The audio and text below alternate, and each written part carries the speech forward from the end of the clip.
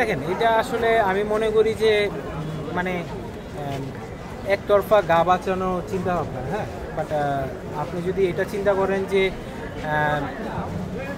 আমাদের দেশের প্লেয়াররা কীভাবে খেলেছে, আমরা কিন্তু খেলাটাকে বানিয়েছি, বাট পাকিস্তান কিন্তু টোটালি আপ টু বটম পাওয়ার হিটিংয়ে মনোযোগ দিয়েছে। হ্যাঁ, পাওয়ার হিটিং ভেরি ইম্পর্টেন্ট এই টি-20 ক্রিকেটে, বাট আপনাকে খেলাটাও কিন্তু বানাতে হবে। তো অধিকাংশ ব্যাটসম্যানই রান আউট হয়েছে।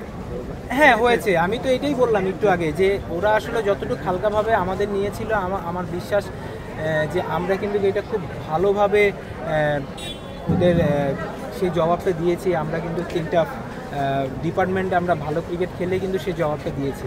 তো দেখেন প্রতিপক্ষকে কখনোই হালকাভাবে নেওয়া যাবে না, বাট এটাও ইম্পর্টেন্ট। আরেকটা সবচেয়ে বড় ইম্পর্টেন্ট হচ্ছে যে আপনার এরকম টাইপের উইকেটে আপনি কিন্তু খেলা বানাতে হবে।